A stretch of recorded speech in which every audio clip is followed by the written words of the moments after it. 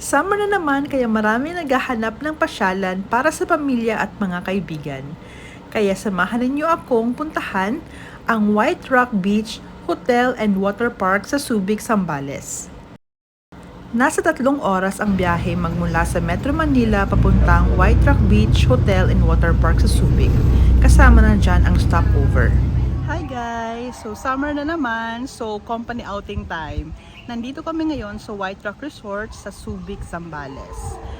First day namin ito, 3 days kami pero hindi kami mag-stay dito sa White Rock. Doon kami sa other hotel, sa Mangrove Hotel. Pero for today, we're going to explore White Rock Resort and check natin yung facilities. May iba-iba silang package depende kung overnight o day trip. Kung day trip, ang package ay 1,050 pesos per adult at 800 naman kung mga bata. Pero hindi pa lahat kasama sa entrance fee. Kung gusto niyo mag water sports activities, separate pa ang bayad doon kagaya sa banana boat, jet ski, bangka ride at use of inflatables na 250 pesos per day.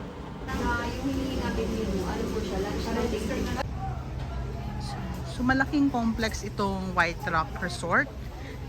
And so pagbunga din nyo, merong iba-ibang events place.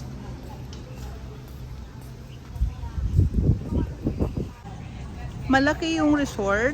Meron siyang iba't ibang area. Merong ballroom, merong mga cottages. Basta pang group siya. So kung company outing or family outing, may place kayo dito. Tapos marami siyang iba-ibang pools, may wave pool, may seesaw, merong slides. Pero puntahan muna natin yung beachfront.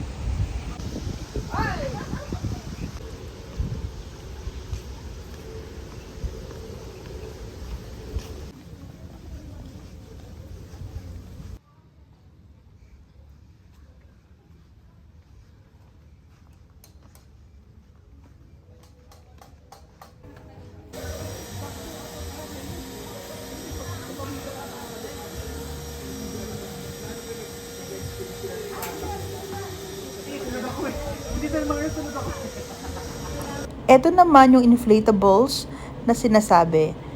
Merong additional bayad na 250 pesos per day bukod sa entrance fee kung gusto ninyo gumamit niyan.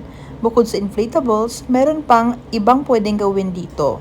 Pwede kayong sumakay sa kayak, sa bangka, mag-jet ski, mag-banana boat at iba pang activities pero may separate payments yon.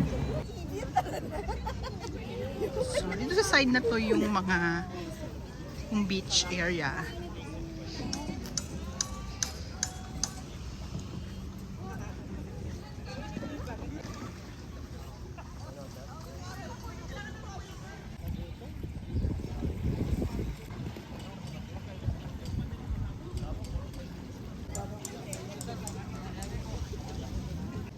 Dahil malaki yung White Rock, marami kayong options kung saan kayo mag-stay. So, kung ako ang pipiliin ko yung malapit dito sa beach. So, ito, merong rooms dito.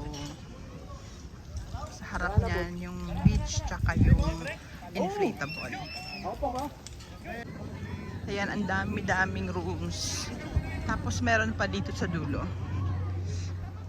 Dito yung swimming pool. Tapos kung gusto nyo sumakay sa banana boat or mag jet ski or fly fish, pwede kayo dito.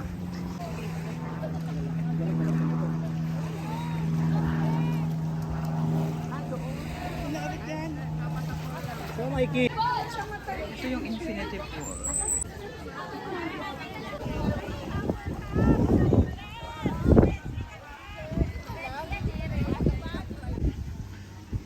Merong area na may cover kasi in case gusto nyo magkaroon ng activity, and of course meron namang shower area dito for male and female. Ito yung may koi pond. So ito yung area naman na medyo malapit dun sa Naya Bar and dun sa beachfront, pero hindi na siya beachfront, malapit lang siya sa beach. Mukha siyang parang mga condo. Meron ding pond dito sa harap niya. So lunchtime na, kain muna kami dito sa Sunset Restaurant. Yung food naman kasama na dun sa, I think yung office naman yung nagbayad. So, pero package daw siya. Dito ka pala nakaharap sa likod.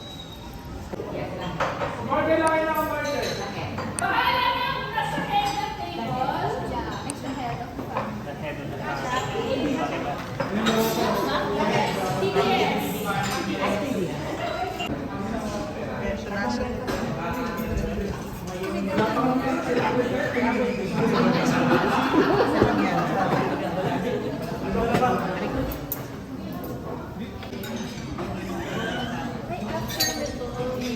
Kaya nga nabawasan na bago na pizza.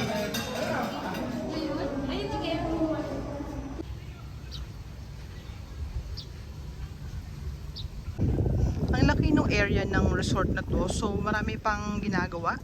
May kino-construct pang mga, I don't know kung mga rooms yan or other restaurants or basta establishments. May mga kabana din dito. Basta ang dami niya. Ang laki niya. Dahil malaking complex siya, pwede kayong magdaos dito ng convention or mga seminars kasi marami pa yung green spaces, may maraming rooms, so maraming tao ang pwedeng accommodate. Tapos marami siyang activities, merong different types of pools for children and adults. Of course, merong dagat, yung Subic Bay, and then marami ding water activities like jet ski, banana boat, kayak, paddle boarding, etc.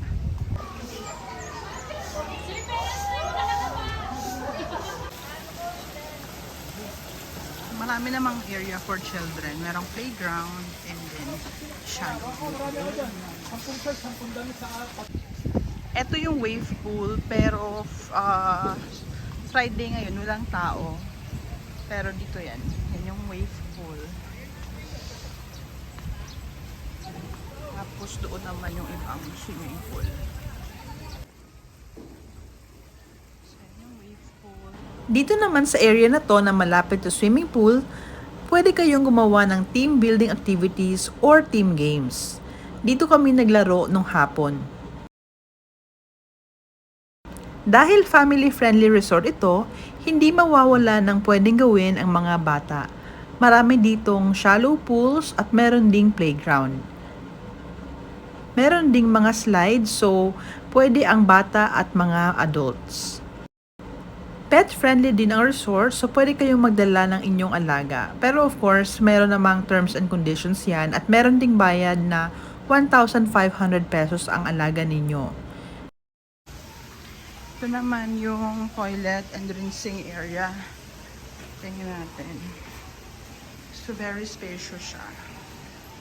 Very spacious. Shower area para sa pool. Meron din siyang mga ramp para sa wheelchair at sa stroller. Kung gusto niyo mag-grill, merong charge na 300 pesos. Dito i-grill yung mga pagkain ninyo. May corkage fee, panadala kayo ng food. Pero yan, ito yung pwede kayong mag-grill dito, magluto, and ayan, pwede kayong maghugas. Gading, gading, gading, gading, gading, gading, gading, gading, gading, gading. Go, G. Oh.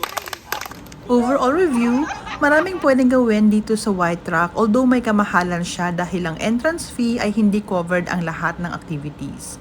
Pero kung space at activities ang hanap ninyo, pwede ninyo itong i-consider. Thank you for watching! Please don't forget to subscribe to my channel and to like this video.